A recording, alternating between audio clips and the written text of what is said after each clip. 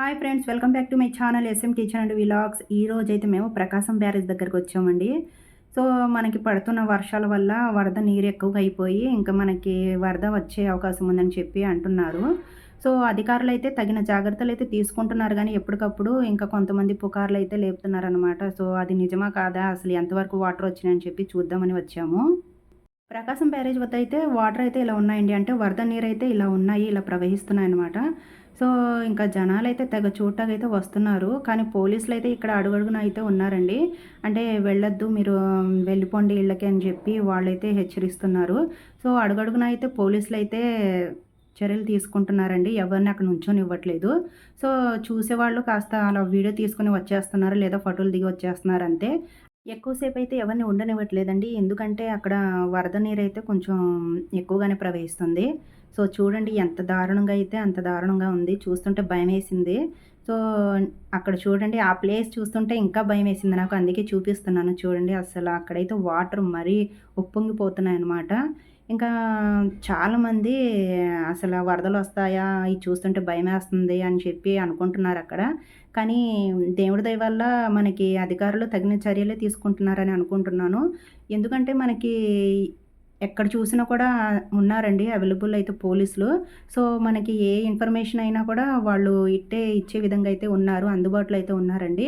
అందుకే ఇంకా మేము ఇళ్లలో కూడా జాగ్రత్తగా ఉంటున్నాము, హ్యాపీగా ఉంటున్నాము. వాళ్ళు అక్కడ ఉన్నారన్న భరోసాతోనే మేము సేఫ్గా అయితే ఉండగలుగుతున్నామండి.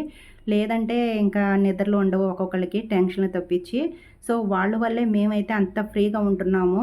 సో వాళ్ళకైతే సెల్యూట్ చేయాల్సిందేనండి. పోలీసులు అయితే అసలు చాలా ఇదిగా అయితే చర్యలు తీసుకుంటున్నారు.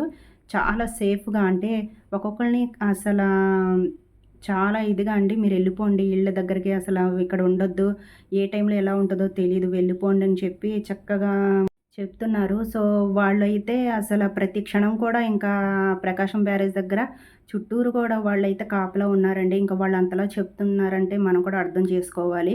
సో, వాళ్ళు మా కోసమే కదా! మనం కాసేపు చూసి అలా రావడానికి అలసిపోతున్నాము. ఇంటికొచ్చిన తర్వాత వాళ్ళైతే ప్రతి క్షణం కూడా అక్కడ కాచుకొని ఉంటారండి. సో, వాళ్ళ గురించి కూడా మనం ఆలోచించాలి కాబట్టి, సో, ఎవరైనా వెళ్ళేవాళ్ళు ఉంటే గనక చూసి జాగ్రత్తగా మీ వీడియోస్ గానీ, లేదా మీరు ఫోటోస్ గానీ దిగి జాగ్రత్తగా, సో ట్రాఫిక్ కూడా ఏమీ లేకుండా జాగ్రత్తగా వచ్చేయండి. మీ మంచిగా చెప్తున్నారు, అంటే మన మంచిగా చెప్తున్నారు కాబట్టి మనం కూడా వాళ్ళని అర్థం చేసుకోవాలి. సో ఇక్కడైతే చూడండి పోలీసులు వాళ్ళని హెచ్చరిస్తున్నారు చూడండి ఒక్కసారి అయితే. ఇంకా వచ్చేయండి, పైకొచ్చేయండి, ఎందుకెళ్తున్నారు, అసలు వెళ్ళొద్దని చెప్పి అంటున్నారండి. ఇంకా చాలా ఇదిగా ఎప్పటికప్పుడు అసలు ప్రతి ఒక్కరిని కూడా అబ్జర్వ్ చేస్తున్నారండి వాళ్ళు. మేమైతే ఇక్కడ వెహికల్స్ పెట్టాము. ఇంకా వెహికల్స్ కూడా తీసేయండి, తీసేయండి, ఇక్కడ ఉండొద్దు, వెళ్ళిపోండి అంటున్నారు. ఇంకా సర్లే అబ్బా అని చెప్పి ఇంకా మేమేం చేసామంటే ఇంకా తొందరగా వీడియో తీసుకుంటూ ఇంకా అక్కడక్కడ ఫోటోలు దిగేసి ఒక్కసారి మనం ప్రకాశం బ్యారేజ్ చూసినట్టు ఉంటుంది కదని వెళ్ళాము. సో ఈ వీడియో మీకు నచ్చితే లైక్ చేయండి, షేర్ చేయండి, సబ్స్క్రైబ్ చేయండి అబ్బా. చాలామంది నా వీడియోస్ చూస్తున్నారు కానీ సబ్స్క్రైబ్ చేసుకోవట్లేదు అబ్బా, లైక్ కూడా చేసుకోవట్లేదు. సో మీరు లైక్ చేసుకుంటే తెలియని వాళ్ళు కూడా ఈ వీడియో చేరిద్ది. ఇంకా కొత్త వీడియోస్తో మీ ముందుకు వస్తాను.